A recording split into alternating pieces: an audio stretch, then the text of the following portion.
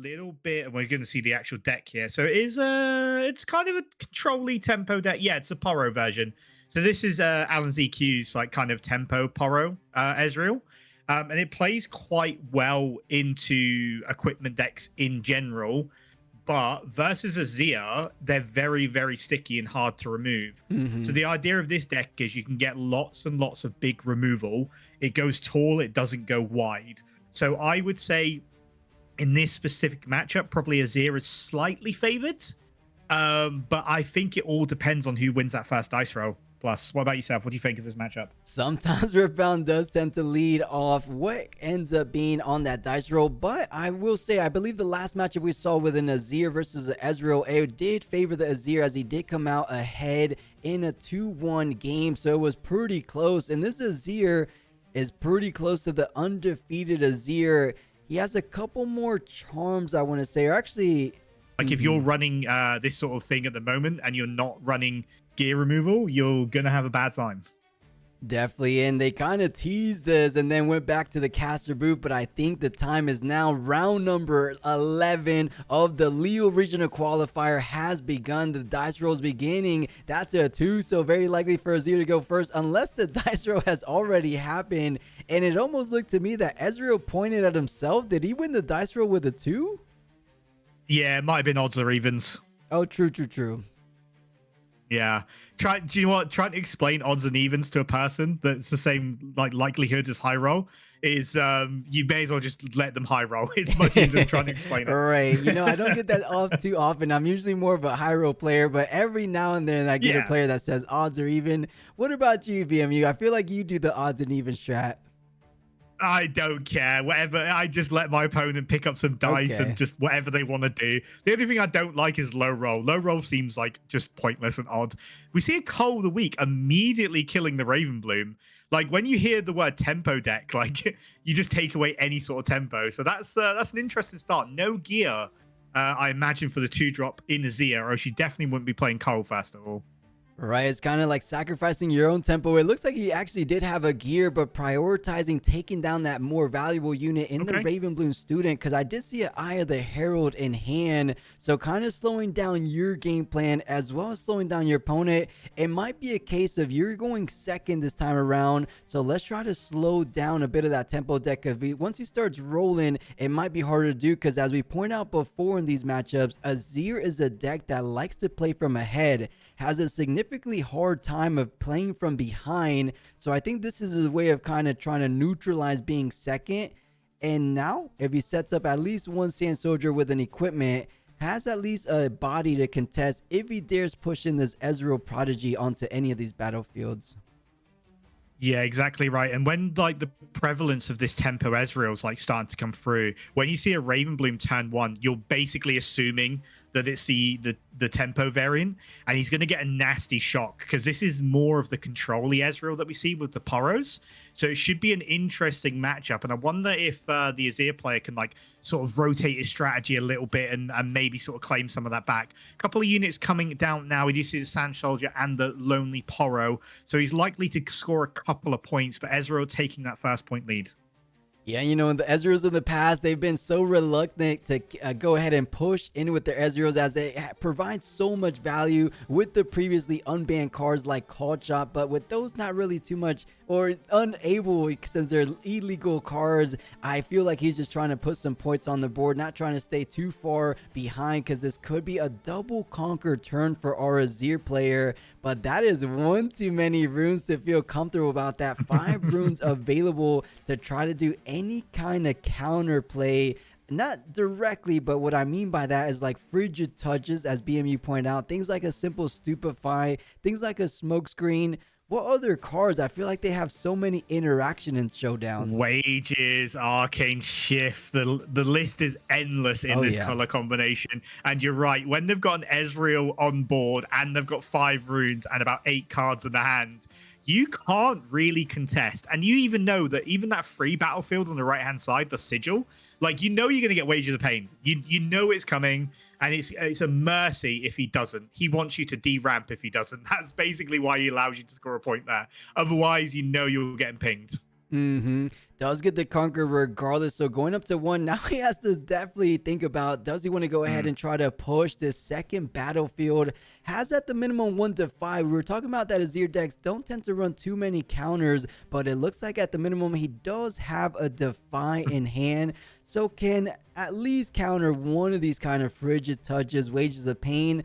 But first things first, plays out the Eye of the Herald, gets another Sand Soldier online. Does he want to go ahead and Weapon Master it? That he does. So still has just a 3-might Sand Soldier versus a 3-might currently on the Orange Forge.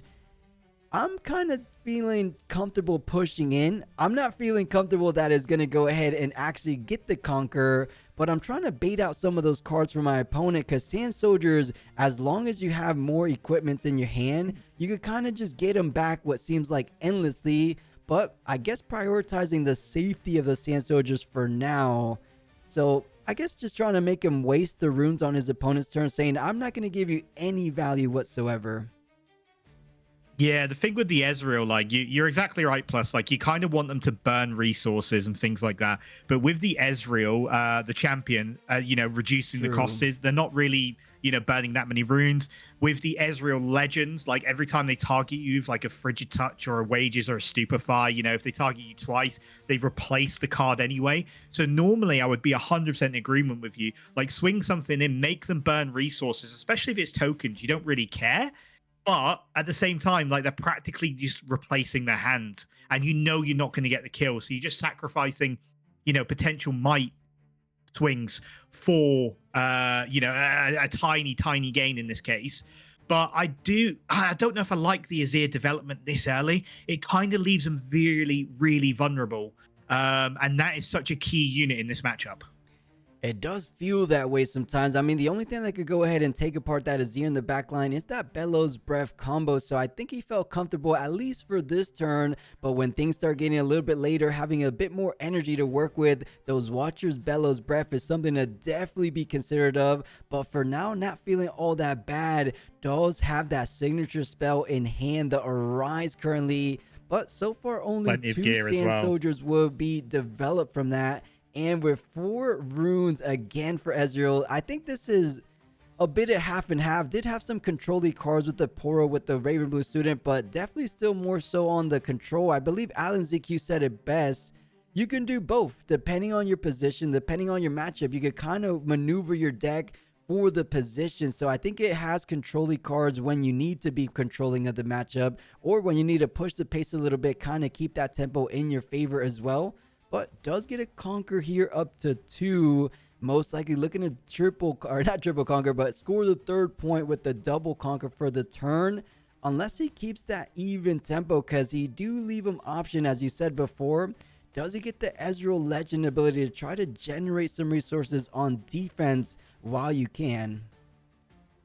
Yeah, exactly right. And I do love the eye in this match. As I said, like going wide versus the Ezreal is the best option. So getting those early eyes down, attaching them, generating recruit tokens, forcing the Ezreal to interact on battlefields without like any guarantee that you might do something. We did see the Brutalizer come down as well. So we can play another Sand Soldier if he so chooses.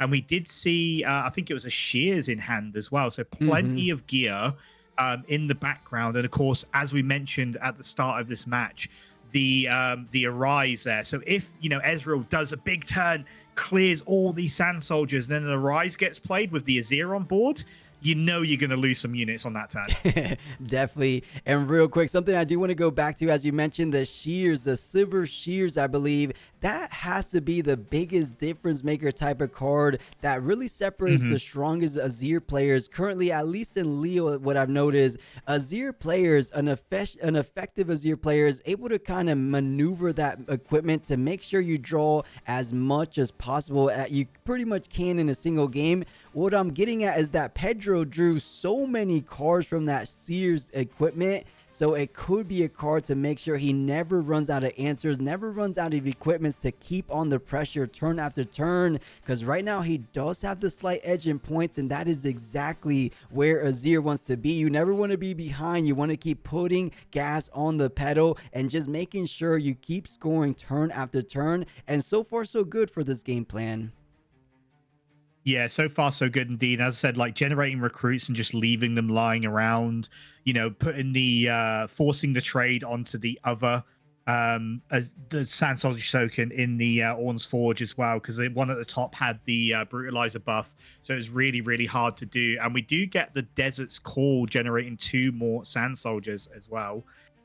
So yeah, it's just gonna be a lot of might in a lot of places for the Azir, and I think this is the ideal way to play this matchup: is go super wide, as you mentioned, generate the card draw off the shears, never run out of cards, keep everything ready in the backline, and just force the Ezreal to burn all of their resources, just trying to remove tokens that you generate essentially for nothing. Right, and I love the simple fact that he's leaving a single energy open. Of course, sometimes a little bit exposed with those hard bargains, but as I believe chat pointed out, there's only a single hard bargain, so kind of unlikely that it's in hand. Funny enough, I think I might have saw a little glimpse of a hard bargain in hand, but as later game this gets, the potential of the Watcher Bellows Breath is always something that you have to keep in mind. That's a potential to clear your entire back line, so you think they're nice and safe. It looks like we are back.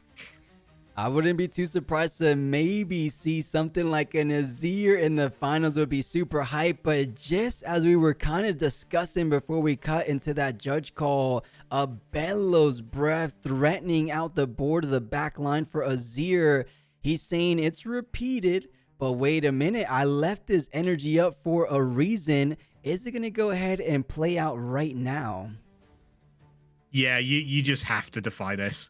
Like, the Watcher's coming afterwards. You just have to defy it. And this is a play that we noticed yesterday as well. Like, some people play the Watcher first, then the Bellows, and you kind of leave yourself then with limited options. Like, if you play the Bellows and they defy it, or, they do something, you don't then have to play the Watcher, so you've got plenty of runes up rather than sort of leaving it over. But the Watcher is at the front of this hand, and look at the amount of cards Ezreal has in his hands right now. That's terrifying. Truly terrifying, but no, he actually forgoes the defy. I can't believe he couldn't think maybe one step ahead, unless he was okay sacrificing his entire back line, but I don't think anyone would be truly okay with this. You are giving up 3 units, and interesting, because you have the defy in hand, unless we were completely blind and maybe mistaken the defy, but I swear I saw a defy in hand. Counting runes. Yeah, I definitely remember seeing a divine hand. I think he's counting runes to make sure that maybe he miscalculated the rune. Maybe he thought the Watcher was more, he had less runes or something like that, so I didn't defy it, because he looks quite upset and he's pointing to the rune. So I'm not sure if that's going to happen here, but he's going to lose 2 Sand Soldiers and his Azir champion in the backline. This is devastating for him. Yeah, a brutal chain of events there. You would imagine if a player, especially an Ezreal player, is going off of Bellows Breath, you have to kind of know what's coming down next, especially when your opponent has that minimum 8 energy remaining. I'm defying that every day of the week.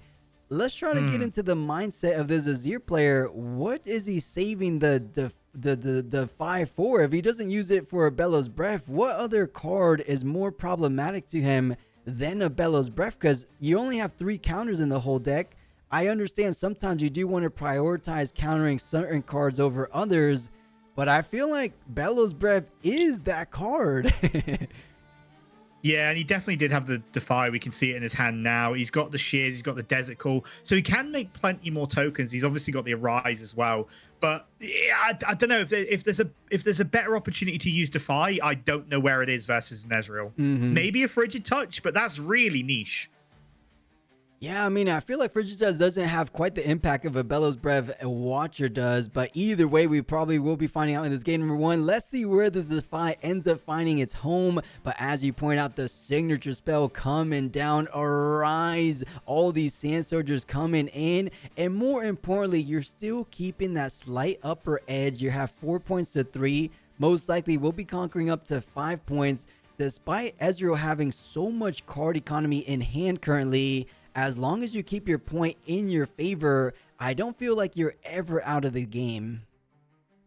No, and you just got to be really careful. I know Ezreal has 1 rune up, but that can still be quite scary sometimes. So you just got to be careful. You make calculations on everything you might have to play around here. Brutalizer being weapon mastered onto the ready, and the retreat going on the Ezreal. Well, are you going to defy the retreat? Do you want to spend that kind of resource now? You know, this could be the opportunity to defy, like get rid of the Ezreal, and he does burn the defy to stop the retreat. I mean, yes, kind of, but wouldn't that have been better just saving all your tokens last round and your champion? I don't know. Right. I guess he's prioritizing no efficient resources for the side of Ezreal, so you don't get those accelerators cheapers. You don't get any frigid repeated costs like you don't get any repeated costs like the frigid touches, like the hard bargains. So I could almost understand, specifically more so because you did have the Arise. So yes, you got rid of some units, but look at his board state now. It's almost right back where it started. So maybe that's what his logic was. Yeah, quite possibly. I mean, as I said, if you've got all those ways of generating tokens and you've got additional gear in your hand, like, yeah, losing that sort of thing to a Bellows Watcher combo isn't the end of the world. But you couldn't have possibly gone, do you know what? I reckon he's going to try and retreat his Ezreal next turn. Or this guy is just really, really good, and this is exactly what he wanted to do. And looks like Fizz is going to replay the Bellows, targeting all the backline as well. This Azir player is really like sort of keen on making sure this player is playing all the right runes. Yeah, maybe every time he plays something, he's tapping, you know? Yeah, I've heard some rumors of Rub G or something, rubbing people the wrong way. So tapping 4 or tapping 3, recycles 1 for the Fizz, and then recycles. Actually, I think he's onto something here. Wait, no. He tapped 3, recycled purple for Fizz, and now has to recycle. You definitely shouldn't be touching your opponent's cards, by the way. That is not cool.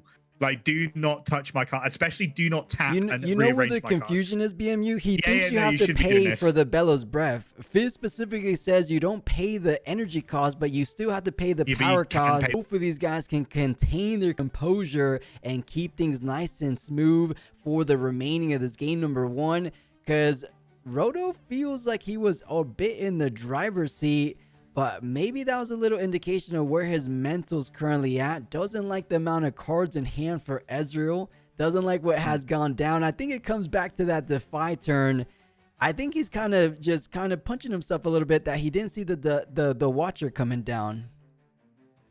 No, definitely not. I mean, it's the most obvious combo in the world if you've played any of these decks before. Like, as soon as they like Bellows and they've got like 10 runes open, you can probably assume that there's a Watcher coming down as well. Like, that is the sort of normal combo, if you will. It's like if Imperial Decree and they've got 2 blue runes up, you know a Bellows is following it. It's just what happens. I don't think the Azir player, like, I'm just looking at his body language, it's a bit stiff. I can think he's a bit upset about what's happened, but he does still have plenty of options in his hand right now. We did see the Desert's Call, probably not another Arise, but he has plenty of runes to play whatever he needs out. Yeah, we'll see how he makes use of those. And quick little side note, as a joke, we thought we were tuning in for a Riftbound match. It might turn into something like a UFC match if these guys keep going in that direction. But let's see exactly what he goes ahead and plays out for this turn. So a Desert Call repeated just to get 2 Sand Soldiers played online. They come in with Weapon Masters, so 2 equipments. And he's saying, do you have anything? Does it resolve? Because I guess you still have the availability of something like a hard bargain. Yeah. So giving him a chance to respond, but note the Sand Soldiers will go online, gets attached to both of these things, and little by little, I mean, this is one thing you don't want to see is the Ezreal tying you in points and even getting actually ahead of you on points with the Fizz and the Raven Bloom in the back line, potentially going up to 6, which means you're just a double conquer away from closing out this game. I thought Azir had it all but locked in throughout the beginning / midway through this game, but I think as it goes further into this game, into this late game right now, is definitely leaning a bit more favorable towards the Ezreal actually. Yeah, I think Ezreal, the longer this game goes on, the more and more it favors Ezreal. The Watcher being on the Forge as well just presents this sort of challenge to Azir. Like, Azir's not very good at going big. Like, yes, they can get brutalizers down. Yes, they can get gear. But getting to 8 might is a challenge. And then obviously if the Ezreal has any sort of runes up, you know that's getting reduced, you know that's getting stupefied, you know that's getting frigid, you know that's getting smoke screened. It's very, very hard to deal with such a big body on the battlefield.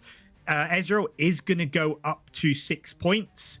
He's going to leave the fizzes behind, and he's put the Raven Bloom on there as well. So it is going to get really, really nasty for this Azir player to deal with this. And you can kind of see, like, in his body language, you know, when someone's sort of like fiddling with their trash and searching their trash, like, it generally tells you they are stressed.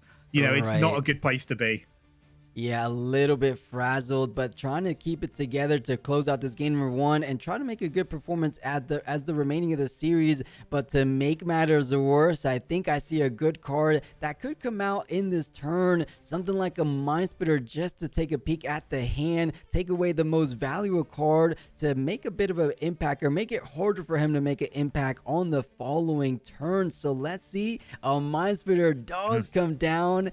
And let's see exactly why Ezreal or Azir isn't feeling all that confident, because that's his last card. That's the why. He has nothing left, BMU. That's it. I think Ezreal might have locked he's this one constantly look, stop counting his runes, man. It's bugging me. He paid for gold. like the Ezreal player is like so slow with how he's paying for things. And the Azir is just like, no, show me again. Show me again. Yeah, try and be a little bit of a shark there, but I don't think there's any top deck. Even if there was, at the worst case scenario, Azir can't even win the game outright. The most you can get is up to 7 points, and then you pose the threat of a double conquer turn, as we pointed out before, with a double fizz, with a Watcher and a Mind Splitter. You should be able to get there. If you even have a Fortunate Watcher number 2 in hand, that's 100% guaranteed GG. Even if this card is something like a Hidden Blade, I guess you could do it on your own, Sand Soldier, but I think we saw a little bit of the card. It looked like an equipment to me. Yeah, brother, you have one card in hand, and Ezreal has 14, 17, 20 might in the background. Like, brother, just scoop, go game 2. It's done now. It's done.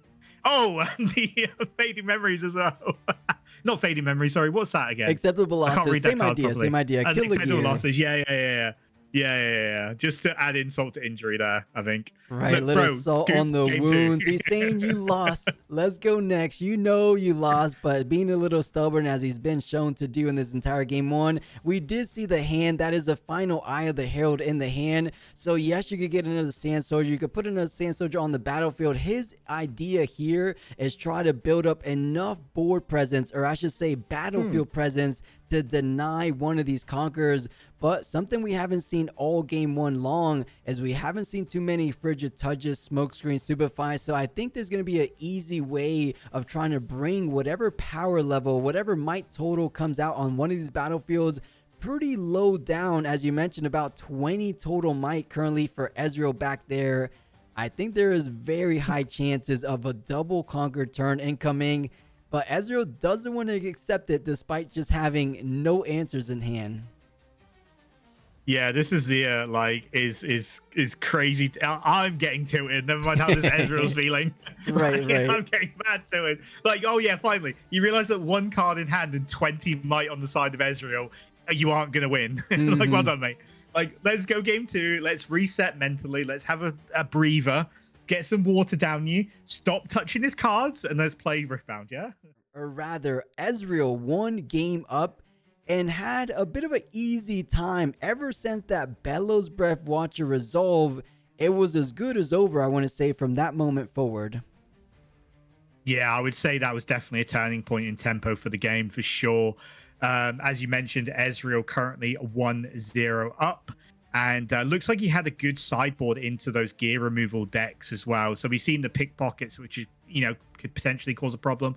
We've seen another acceptable losses, which could cause a problem. So it's going to matter here, like, how does the Azir player go wide when all of your gear can either get removed, bounced, or just straight up be ineffective? Yeah, and he did have a couple more cyborg tech to go ahead and easily remove those have more options to easily remove the gear that he desperately needs to hold on, because that's what we were talking about earlier, why we thought Azir would have a bit of an edge here, because you're able to go ahead and have those gears reliably turn after turn. But if there's cards like those acceptable losses, like those pickpockets, I don't think he has factory recall. He might have had 1 or 2 factory recalls in the main, but either or, I think Ezreal, funny enough, looking decently good, as he does have 1 acceptable losses off the get-go, and actually keeps it in hand, as I would imagine anyone would do. Yeah, versus a deck like this, you definitely want to keep one. It's a bit of a dead card. Like, you kind of want to build that tempo up early, you know, get a 2-drop. But to be fair, if you can just kill the Azirs, like just going, oh no, you can't have that bit of gear. Oh no, you can't have that bit of gear. Like, it does make a massive difference in terms of board state, but I think mental state as well. Like, the Azirs, like, yes, I'm getting my gear. Oh no, you're not. Okay, I'll get this. No, you're not. You know, it kind of really does affect your mental state about what's going on. Card sharp coming down as well. That's probably one of the best, you know, turn 1 going second plays for blue decks at the moment. Is this card sharp? It's free might. It generates a gold. You don't deramp a little bit later, or in this case, generates 2 gold because Azir decided to take 1 also. Yeah, just in case you don't have to rely on something like a Weapon Master, can use the gold to go ahead and attach one of these equipments, or just be a little bit more efficient to play things out like the Arise. On the other side, having 2 gold for Ezreal feels quite nice. We do know things like Singularity, though they're very powerful cards, they do come at a good cost, so trying to mitigate some of the costs for with the double gold, I should say. Things like Mind Splitter that we also got played out as double power as well. So I think card sharp might have been the best opening play you can curve out with for Rub G, so not too shabby. But we did say Azir on the play is a quite dangerous deck to deal with. As long as you're able to keep scoring turn after turn, is incredibly difficult to deal with. But if there's one deck that can deal with it, it might be this Ezreal player. Yeah, exactly. And we got a flash of the Azir's hand there. Plenty of gear choices, plenty of spells to generate soldiers. What we didn't see is the Arise, but that's not needed for a couple of turns yet. So this Azir player is going to be able to play a gear almost every single turn. Is going to be able to generate a sand soldier every single turn, and that's exactly what he wants to do. What I don't like is any deck that plays card sharp, I would automatically decline gaining the gold so they don't gain 2. Chances are they will make way better use of that gold than you ever will. You know, as a little bit of a counterpoint to that, it kind of just rang to me why you would accept the gold in this situation, because acceptable losses works the same way as Call of the Week. So you actually choose what gear you want to sacrifice. So you have this gold laying here, might as well sacrifice the gold rather than one of your more important equipment. So it makes a little bit more sense when we think about it. Yeah, I absolutely love that. That's a really good point. Plus, not something I've thought about. I don't really play against acceptable losses a lot. I don't really play gear decks, so not something I see very often. But you're exactly right. Like, the choice is your opponent's, not yours. So yeah, very similar how Call of the Week works as another example. So it does make sense as we kind of put the pieces together ourselves. But Ezreal does go on the scoreboard as well, hides a card. We haven't seen too many hidden cards, but we do have some kind of indication. Things like Wages of Pain, as we said before, most likely one of those cards. I honestly can't think off the top of my head currently what else can it be. What other blue purple cards have hidden in Ezreal decks? What do you have? You've got the book to draw 2, but I'm not sure if he runs any of them. Yeah, likely to have. Edge of Night. Potentially Edge of Night. I don't know, but yeah, I think it's probably just the wages. Like, then, yeah. 99% it's wages. Yeah. I think so as well. So trying to take down one of these sand soldiers as they try to come swinging. And something to point out, as I just realized, the Mystic Mirai, I believe, battlefield allows you to have the same effect as an Ezreal chosen champion, but in a battlefield, right? I believe your repeated costs are 1 less. Correct. Yeah, so it's almost like Ezreal 0.2. So if your Ezreal does get removed, you've still got an Ezreal there, as long as you hold the battlefield, of course. And generally, as I said, like, unless you're playing against another Ezreal, you're going to benefit way more from that battlefield than your opponent ever would. Right. You know, chat does bring up a good point. We have seen something like the Gus in a unit, if you will, the Wing Slinger in some of these tempo builds, as they tend to run Gust as well. So it's another way of kind of putting these units back in the hand. But in this circumstances, effectively removing the units because tokens can't go back to hand. But once you're past 3, which in this situation, that is one too many equipment attached to the single Sand Soldier, swinging in for, I believe, 5, or Brutalizer got attached. So that's already 5. 7, I believe. Yeah, 7. 7 versus 3, obviously that plays around the wages, which is probably hidden, but does it play around the acceptable losses and the wages and a Stupefy and whatever else the Ezreal can possibly pull from that massive clutcher card that he has? You know, I kind of like acceptable losses more and more in Ezreal because you have Fizz, so you can kind of go ahead and recur those acceptable losses at least one more time, so you get a 2-for-1, if you will. So you get 2 equipments out the door. If you have another acceptable losses / another Fizz, because of course Fizz recycles it after he uses it from the trash, you could do it one more time. Taking down 4 gears from Azir is pretty much all the gear most Azir players play out in a single game. But Wages of Pain was indeed the hidden card, so doing 3 mark damage on the 7, so effectively 4 HP. Could Bellows. Could Bellows. You could Bellows for the it's trade. Cheap. It's super cheap with the double reduction on the repeat. Doesn't need it. Although he could repeat it and kill the token on the other side, but decides not to. There was an option for the Bellows, and I get it going both ways. But yeah, just... I like not using it there, and the Azir player invested so much power in generating those equipment attaches. Like, he used 2 power to equip them like naturally, so he's deramped himself quite a lot. He has managed to get another Sand Soldier token out. He's going to now Weapon Master the Doran's over. Doesn't that kill? Oh no! Sorry, the cleanup happened. Shutdown's finished, isn't it? So it's healed. Yeah. I was like, doesn't that kill him? So why is the damage still on? Right. And even though, yeah, he would have done damage, but yeah, I don't think that dice should be there anymore, as the cleanup has already gone down since the showdown has ended. But throwing it back over to our Ezreal player, I still think he's a little bit away from that infamous Bellows combo, even though there's that just about 3 units in the back line. So you could almost Bellows Breath repeated yourself, but I think you're 1 might short on the Doran Shield one, so you probably want to wait till it's a bit more valuable to do.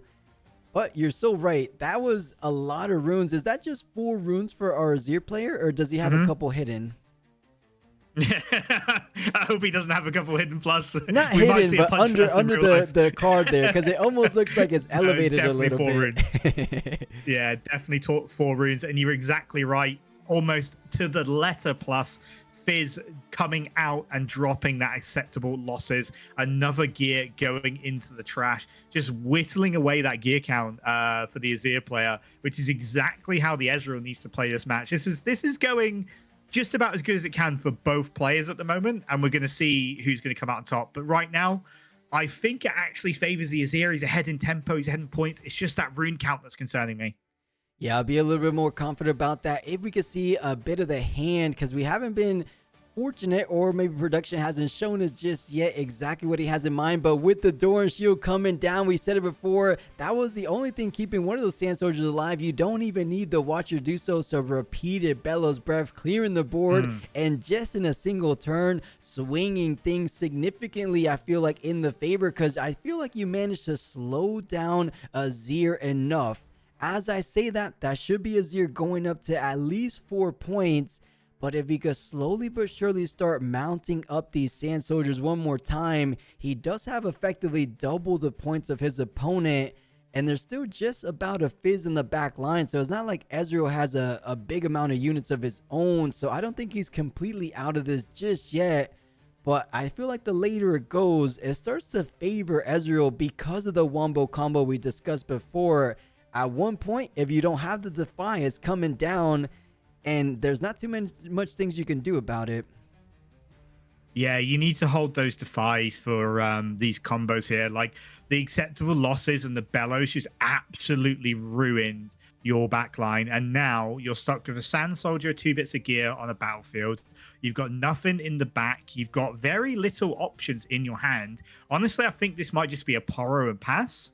I think that might be his best option. I might even move the Sand Soldier away from this battlefield. Like, I know you kind of want it to die for the card draw, but then you're left with very, very little options. Yeah, this is going to be an interesting interaction here. The guards gets played out. Usually we see it from the hidden zone, and a good key text there is that the Sand Soldier can come in ready if you pay an order rune. So does pay the order rune to ready that Sand Soldier, allowing you to push against the Ezreal. So gets the Brutalizer, goes Ezreal up has to 2 runes 5. up. Yeah, the Ezreal has 2 runes up, and it's 4 to 6 because of the Trifarian War Camp. All he needs is literally a Frigid, and your dreams of this winning is over. But he doesn't have it, and the Ezreal goes straight to the trash. Interesting. That's actually pretty big, because now you're at 5. You're spreading the margins between you and your opponent's points that much greater. You play the Desert Call repeated because of the Mirai Spire. Or what's the actual name of that? I feel like I'm butchering that. Yeah, it's Desert's Call. You're absolutely right. No, or Desert's the Call, battlefield. depending. Mirai Spire, yeah. Okay. Me and names don't get along too often, so I always kind of doubt myself, but somehow I got that one. So reducing the repeated cost, and does manage to get those Sand Soldiers. So not as bad. I was kind of counting him out because he didn't have any equipment in hand, but still managed to develop out a good amount of Sand Soldiers on this turn. So still feeling decently good. Let's see what Ezreal could try to do to answer that backline / the current board state overall. Yeah, I mean, that was a really, really good play. The sequence of operations there for the Azir player, taking full advantage of the battlefield and the limited amount of runes that he has as well. Stupefy is going to come down, so that's going to reduce it down to 1. There are no runes open and very few hands in the card of Azir, so this is like a math problem for Ezreal now. Like, how do I want to kill and how do I want to target and things like that. It does get a draw off the Sacred Shears as well. There is still a problem of this Trifarian War Camp. Like, if Azir manages to put a couple of units on there, it becomes really, really hard to crack. And as long as he stays ahead in points, that's Ezreal's problem to solve, with Azir's problem to kind of just hold on as much as he can. And we'll see exactly how he approaches that. So paying 3, most likely going to play out another Fizz. He might have that other Bellows Breath, or might have, most likely looking towards that other Bellows Breath. I mean, I can see it. I can see it in the trash. Sees it right there. That is so painful. Repeated because you have control of the Spire one more time. So back down the back line goes, and you can repeat it on. No, I think Trifarian War Camp makes things complicated. So just trying to take down the back line, just doing 2 times, 1 damage apiece. And now just a little Sand Soldier. I think he still has the guards play he did previously, but he's running dangerously low on any kind of resources to get him still running in this game. He has a Shears, has a Brutalizer, so something like a Rise wouldn't be as impactful as we've seen in Rises before. So guards could do a little something here to contest the Fizz, but once you're at 6, I feel like the problem is closing out the game from 6 to 8 is actually going to be the hardest part for Azir. Yeah, it's going to get real dicey. Like, with Ezreal having, quite a lot of might in the background, the Raven Bloom and the Fizzes there as well. It's really hard for Azir to move from battlefield to battlefield, like just as standard. Yes, he has got some acceleration units out, and, they can do some nice little things like that. But moving from battlefield to battlefield is quite hard. And we do see the guards coming down once again. So I'm guessing that's going to be accelerated out, so you can just try to claim this Mirai Spire. But again, 2 runes open on the side of Azir. It's a little bit dicey to kind of mess around with his Ezreals with that many runes open. Yeah, I can't imagine what he has. Something like a Frigid Touch. We'll be bringing that down to the range of trading 1-for-1 on the Fizz. So it does recall the Sand Soldier to try to keep him for that final push, because he is currently at 6. Doesn't have to push the pace anymore, but does decide to try to push it over to get the guaranteed conquer. Or not guaranteed, but going in to try to get the 7th point of the game. But goes for the retreat, saying, I want to play Fizz as much as possible. I know there's another Bellows Breath in there. There's the Wages of Pain. So Fizz is a pretty good card. No. Surely that Bellows... That he hasn't played 3 Bellows this round, right? Off the top deck. He's played 2. Surely so one got recycled and one's still in the trash. Yeah, but I thought he's played 2 Fizzes and 2 Bellows. I He's thought played the two Fizz, fizzes and two bellows from the trash, right? What was the one Am I card we losing my talked mind here? about? It was another card that the Fizz did originally. Acceptable losses, but I thought that they played two bellows from the fizzes recently. Am I losing my mind? You might be losing I your assume mind it's a all above little board. bit. Yeah, I assume think it's above board. casted bellows, and then the Fizz came down to replay bellows. Okay. I think we just saw This a lot feels of like there's a bellows lot of breath bellows in game. this game. Mhm. Yeah. Right. Like we should have a running bellows counter. Right, and I but think the that's fine counter is as long as currently it's at above board. 3. Yeah. As long as it's above board, it's absolutely fine. Yeah. So yeah, still has that bellows breath in the back, but might not even need it. Something like a simple watcher could do all the heavy lifting here. More importantly though, he has to find a way of defending one of these battlefields at least, because right now Roto is threatening lethal on the very next turn. We don't know, rather his opponent doesn't know what he has in hand, but we know he doesn't really have too much gas. A discipline, a call of the week, and not an equipment. I can't really see what the last card is, but I don't think anything that's going to be generating any sand soldiers. Oh, a lonely Poro. So yeah, I don't think he has too much options. So digging for some options here. Keep him out of the range of the wages. I do like this. You've also got the Azir in the champion slot. Obviously, that can be accelerated out. That can move stuff around. True. So as long as you can take one battlefield, you can generally take both because of the champion. And he's just trying to keep as much of his stuff alive as possible right now because he needs that might, swapping places. We see a Fizz being played on the Trifarian War Camp as well. So it's a little bit awkward. He can kill that Sand Soldier. A second wages with the Fizz. That is brutal. These Fizz has been providing so much value this game. Stop touching his runes. Oh my god. Maybe it's a different culture. It might be a little bit more friendlier vibes out there. I don't think my culture is you touch my that. stuff. Like my culture is you touch my stuff. I'm punching first, real life. Right. I can see how some people take it a little bit more serious than others about that, but I don't think Roto has encountered that so far, as he doesn't feel like he has too much of a problem. I have noticed actually I won't even go there. I was trying to go a route that I've seen some European countries be a little bit more touchy, but let me not even go in that direction. No, you're not wrong. Yeah, let's focus on Riftbound for now. As you pointed out, Fizz has been a dominant performer in this game number 2. 2 bellows breath is an original acceptable losses, and then wages of pain number 2 to rain down a bit more pain on that Sand Soldier, only allowing a single Sand Soldier for the all-important closing push here. Can he get the job done? An Arise wouldn't be all that bad, but he actually doesn't have enough runes to play out an Arise from this position. So trying to go for the hold the fort game plan. Yeah, I like this play. Basically get the Brutalizer down, swing that Sand Soldier in, kill the Fizz, conquer there. Azir comes down from the champion slot and you move everything over for the win. I really like this, and the Ezreal there forces a stack deck, and I think exactly right. Azir comes down, swings in, moves everything over nice and quick. But we are going into a game 3 with 16 minutes remaining, so they're going to be up against the clock. And don't forget, this is still Swiss, so a draw is not good for either player if they want to be in contention for the best of cards. The last couple of turns perfectly to get the most amount of Sand Soldiers he possibly could. Ezreal done a really good job at the start of that game, just limiting the amount of gear, and that can feel really bad at that point as well. Like, you don't want to lose all that early tempo. So I think it's probably slightly Ezreal favored, especially going into game 3. It's going to be Targon's Peak versus Valmore Layer. I don't think that necessarily favors the Azir, especially with Targon's Peak, obviously restanding 2 runes for the Ezreal.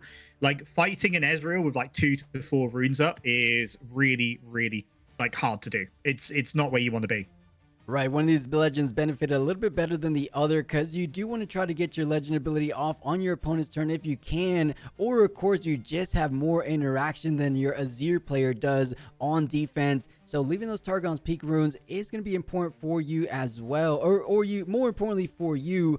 but does he have an opening play as he did before? It looks like he could get straight passes, so nice little development of the Eye of the Herald and follow things up with the straightforward curve out of the Sand Soldier.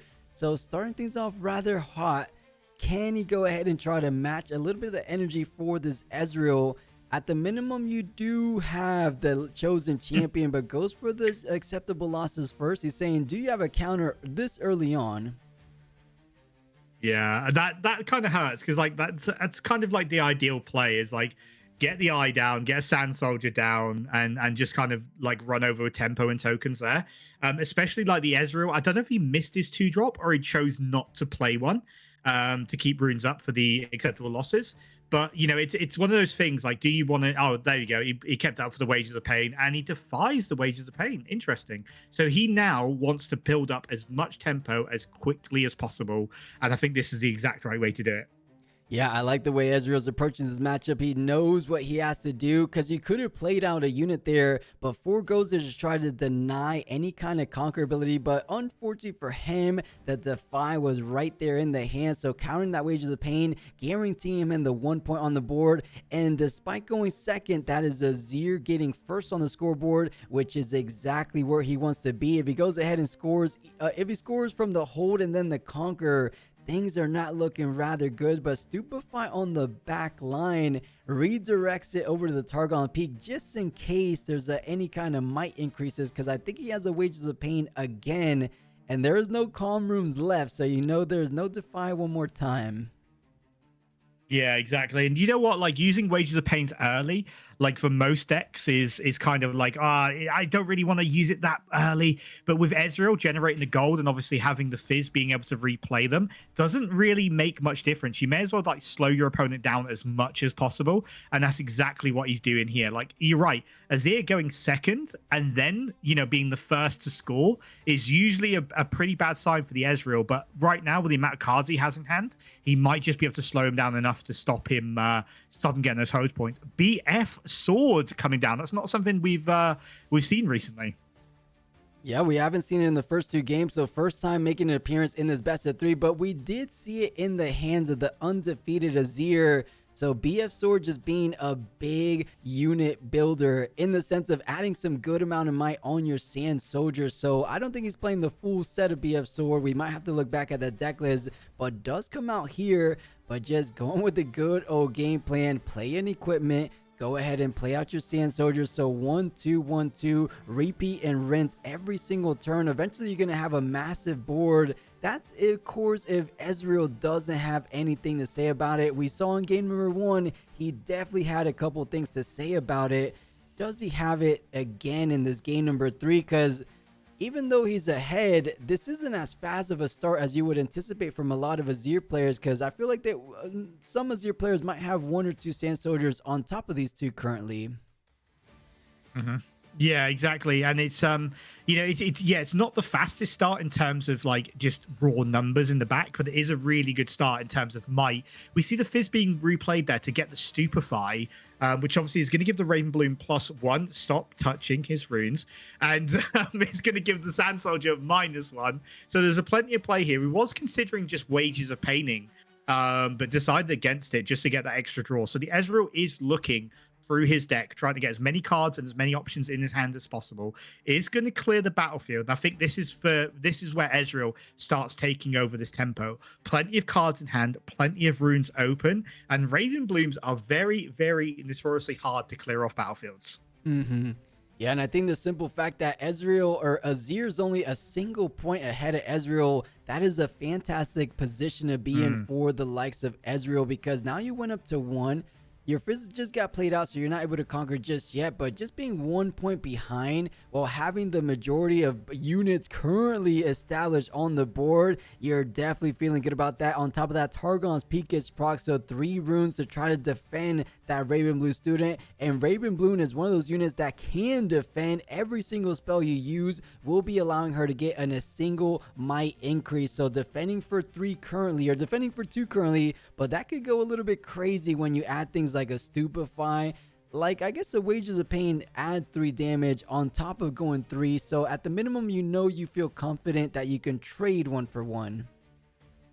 Yeah, exactly. And we do see here, this is what I mean about like Ezreal and Ravenbloom students. Like you think 5 might into 2 is okay. And then all of a sudden they put a frigid touchdown, gives Ravenbloom +1 and gives you -2. This is basically like a defiant dance at this point. And I don't believe that was a repeated really nasty one, right? That was just -2 on the Sand he didn't have it. Yeah, he didn't have the runes to repeat it, and then the on guard coming out. So this is going to be actually quite a good trade for the Azir player. I think Ezreal overextended slightly, unless he's got another option, and I think he's going to retreat. Okay.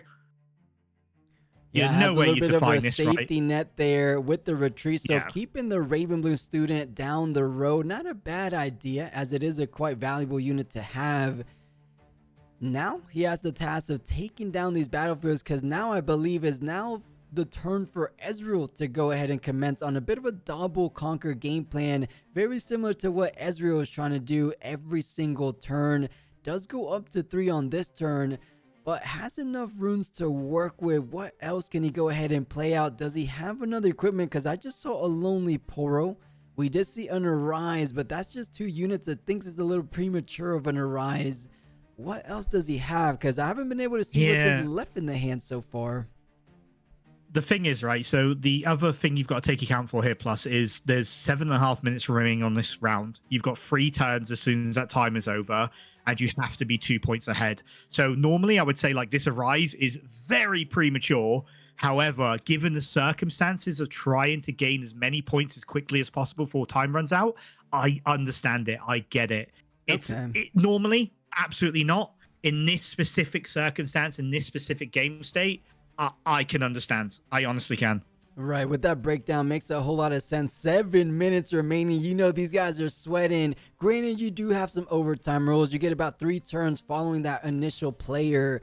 So not sweating tremendously, as I believe these players should be able to finish out before the time even hits 0.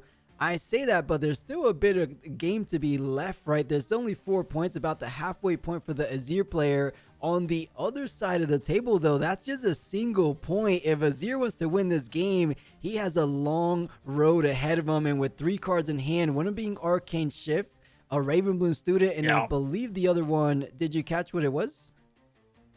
I didn't, but all I saw was that Arcane Shift, and there's anything I know about Ezreal is like when he starts doing Arcane Shift shenanigans is when you need to have a judge leaning over you, because it gets very complicated and very messy. It really does. Unfortunately for us here, I believe they've gone down on the number of Arcane Shifts. It used to be a whole lot of Arcane Shifts with the Vex Stubborn in the main board, but I don't think any Ezreals are leaning towards that Vex anymore, as call shots have been banned. So yeah, I think it's just 1 Arcane Shift here and there. So Fizz pushes in, but I think speaking of the card, we will see it right here, right now. Arcane Shift on the Fizz, doing 3 damage on the other side of the battlefield. More importantly, that's a replay of the Fizz, so you get the Fizz on the battle into the play effect. Let's go ahead and take a look what he has in the trash. It looks like acceptable losses. It looks like Wages of Pain, and trying to add more additional damage. So has the 3. Sand Soldier's currently at 3 though, right? Yeah, no, so he got Arcane Shifted for 3 damage, and then he's going to replay the Fizz and use Wages of Pain for 6 damage. And again, he's like, this is what I mean about Arcane Shift. It's like, wait, what's going on? Like, you have no idea most of the time unless you've played against it quite a lot. And yeah, he's questioning it and just making sure everything's above board, which it absolutely is. And this is where Ezreal can get really, really complicated, where it's just like, look, I play this, I play that out of my trash, I flicker this, I play that there, you take 3 damage, and then I play this out of my trash as well. So really, really good turn tempo from the Ezreal. Is he going to be able to regain the point lead? I'm not so sure, but this is definitely the right steps towards that. Yeah, won't be able to get it on this turn, of course. That is a double conquer, so went to 1 to 3, so about as best as you can. More importantly, you dealt with the BF Sword, Sand Soldier, but we do know the gear goes straight to the back line, where is staying for the time being, so he's able to attach it to a Sand Soldier at the minimum. But let's see what Ezreal wants to close out this turn, because the time is ticking, BMU. Exactly, roughly 4 minutes remaining left, and I don't know, I thought this game could be able to finish in that remaining time limit, but the more this goes on, the longer these Ezreal turns become. I dare say, I Yeah, don't think if never it was just underestimate Ezreal, an I don't think Ezreal. he's gonna finish this game. If it was for Azir's case, I think he could, but Ezreal's taking a little bit too long on his turns. Yeah, so he's just frigid touch the back line to reduce it down to 1 might, and there's the bellows. That is devastating for the Azir player. Does he have a buff spell or a defy to stop that going through? He does not. The Sand Soldier makes its way to the trash pile. Not even a trash pile, to the beyond that no longer exists Yeah, as a unit anymore. what's it called? The Shadow Realm for Yu-Gi-Oh. Banish the Shadow Realm. He's banished the Shadow Realm. The Azir player currently is up a point, has plenty of runes, but we've seen the Arise come down already. So unless he's top decked it, there might not be a way to get some might on the board. And it looks like Ezreal, with plenty of units in the backline, plenty of options, might have just stolen this away. It looked really in favor of the Azir. Right, we were feeling decently confident with that Arise coming down. Though it didn't develop out too many Sand Soldiers, you just had to do what you had to do to put some points on the board. He does have a bit of that other card that develops out some units in the Desert's Call. This is cool. So not completely out of it just yet, but that doesn't allow him to conquer this turn. So trying to play for the follow-up turn. But as we keep going back to the time is ticking, you need to try to push the pace as you can, but you can't do the impossible, right? You can't ready your units as you don't have the capability to do so. So just using your entire runes to play out as much cards as possible. So quite the optimal turn, but now it does give Ezreal the ability to finally get the point advantage, going up to 5 most likely this turn. More importantly, if he has the combo, does he have the energy to do so? 2, 4, 6. I was gonna say, I don't think he has the combo, but yeah, I was looking at that back line and like, as an Ezreal player, like, watch your bellows. I'm just licking my lips if that's an option. Like, I'm not even taking a second to think about it. That is coming straight down in this circumstance. But you're right. Plus, Ezreal is going to tie the points at 4. We are a minute and a half away from overtime. And right now, the Azir is trying to build up a backline and maybe do something next turn. It's looking more and more like the Azir might just squeak out a draw. Was that an acceptable? Oh, there's a pickpocket coming down, removing another bit of gear. That is, the Ezreal's just doing everything he can to hurt the Azir player as much as possible. Yeah, because you never know, a little top deck Arise could swing things directly in his favor. So you want to go ahead and mitigate as many, or take down rather, as many equipment as possible. So pickpocket does enable you to do that. And what did I miss as I was trying to pull up pickpocket for the folks at home that aren't too familiar with it? He retreated the Fizz and then replayed the Fizz, and I'm guessing he's going to pull a Bellows? It looks now, Bellows doesn't make any sense because you can't kill. Well, I suppose you can kill the Poro and the Sand Soldier, so you reduce 2 units in the back line. Kind of makes sense, I get it.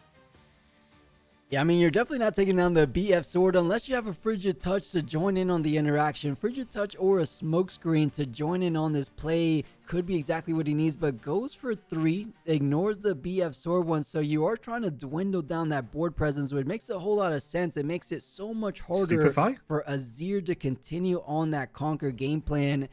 So let's see. I'm curious here. Does Azir want to try to stack one of these battlefields, at least enough to make it difficult for Azir to conquer? But no, he passes it on forward. It almost seems to me he's letting him conquer. This is interesting. Yeah, so obviously with the Azir in the champion slot as well, never ever forget about that, because it can be absolutely devastating. So there is options to kind of double conquer here, almost out of nowhere. But the judge has come over. This is officially turn 0. So we are into overtime on the rules at the moment. And as you know, you have to win by 2 points. And it's going to be very hard to do that on either side of this board, I think. That's the thing. I feel like you should have just conquered Targon's Peak. You probably wouldn't be able to hold Targon's Peak, but you want to make sure you try to put as many points, because you would go up to 5. Wait. Would you go up to 6? Or did I miss something? He held to 4 he's absolutely and then still went to 5. So maybe he did conquer. Oh, he conquered and then retreated. He did. That's He what flickered. It was. Yeah. He retreated the Fizz back to keep it safe and replay it. So yes, he did conquer the Targons. We've seen another acceptable losses played on the action step there, removing the shears from the back line.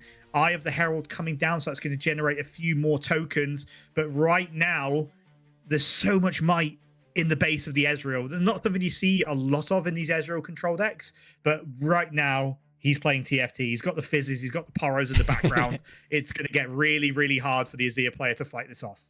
It does seem to be the case. On the back foot, the Azir is feeling the pressure. He is turn 0, so each player from this moment right now have 2 turns left, and that is it. Everything will be said and done. You have to be either winning the game or ahead of your opponent by 2 points.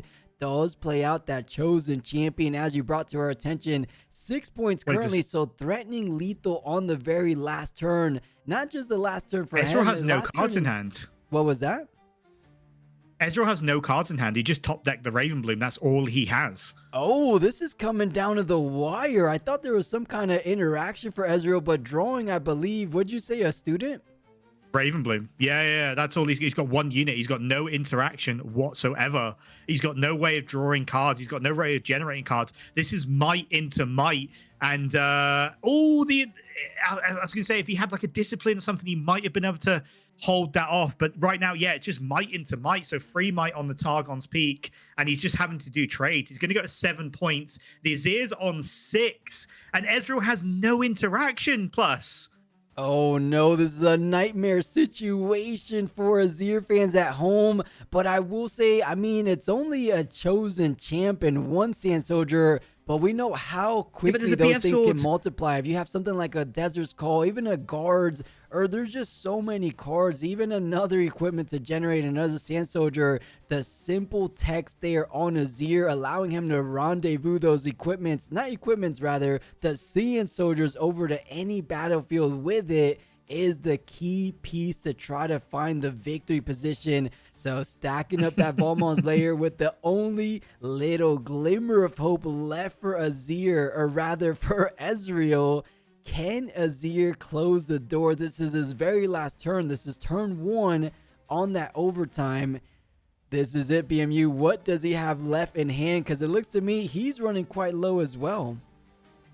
Yeah, I think he's got like 1 or 2 cards in hand and nothing immediately obvious. You're going to have to equip this BF sword and then swing it in. I can't do the math right now in my head. That's what, 3, 5... We do got the UI 8, down 10? below. Oh, yeah, 10 might on the Varmor's layer. So can he reach 10 might? Remind me, is Azir 4 might? He is, isn't he? It is 4 might, but you can go ahead and send it in for the portal. So you get Conquer number 1, that's up to 7. So you pushed in with 6. The Azir's at 10. You bring it over with the other token to break the tie up to 11. You can't move tokens. Oh, he had it all along. The on guard. Yeah, it's fine. We're like, oh, you can do this, you can do that. No, it doesn't matter. He's got the buff. He's got the buff regardless. So swinging in for 6 brings every friend along with him, and that is a double conquer. Despite having a little bit of a tilted moment in that game number 1, still finding that victory seat, and well played. That was a heck of a game. I don't think this might have been the first game all Lille weekend that actually went to overtime into turn number 1, almost the full set of overtime.